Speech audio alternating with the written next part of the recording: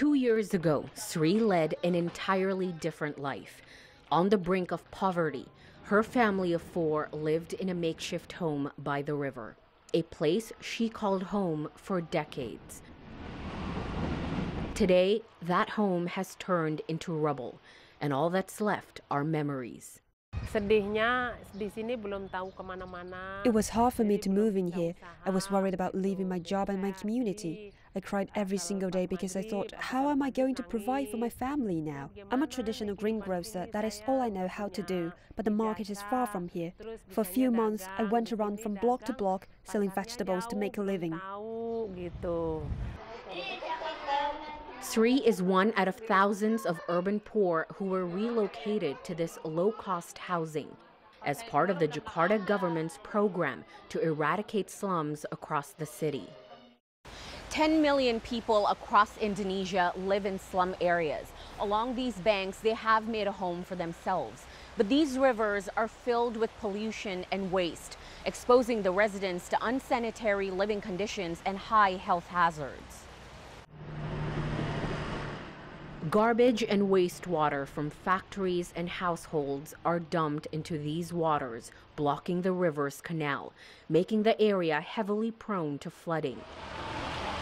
That's one of the reasons the government conducted the forced evictions.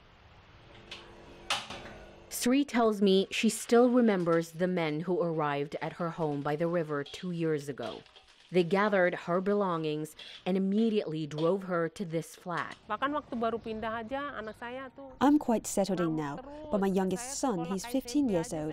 He still cannot adapt to this new life. He's never home. He throws tantrums. Every week, the principal calls me into his school saying he's causing troubles.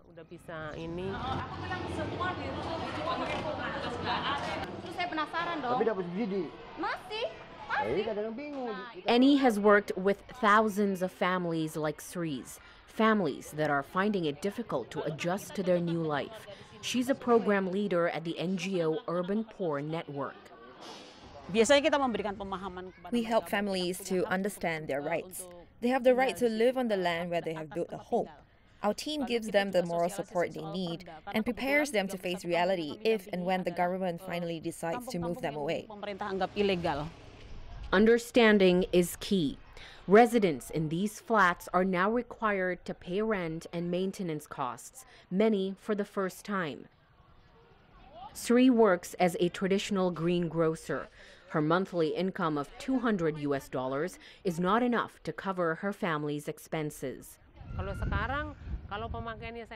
I cannot afford to pay for electricity now. In my old home, it was different. I only paid $20 for electricity. Now I pay for water, electricity, and rent. It all adds up to more than $60 a month.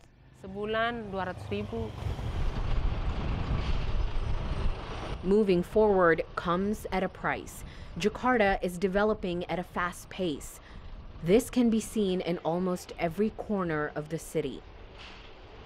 The Public Housing Agency is currently constructing low-cost apartments in 23 locations across the capital. North Jakarta alone is slated to have more than 150 apartments by the end of 2018. Slum areas are mostly located in government land, so we are obligated to control those areas. However, we give a lot of support to the residents relocated to the low-cost housings. We provide 85% subsidy in terms of investment. Along with that, we give them affordable healthcare cards, transportation, and other necessary facilities.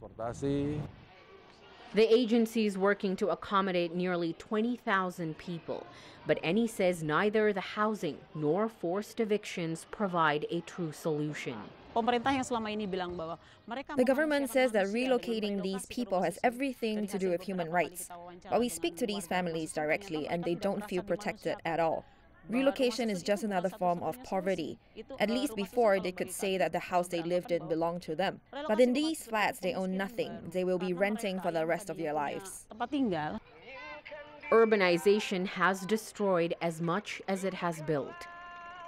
The solution lies in developing sustainable methods when dealing with river dwellers, preserving their tradition of the village and the communities that have lived there for generations. The cleanup of Jakarta's rivers has led to the resettlement of thousands that are now forced to adapt to a new life. Urbanization isn't just transforming people's lives in Jakarta. The trend is also changing China. Shaolin temples are struggling to keep its tradition against rapid marketization in the country.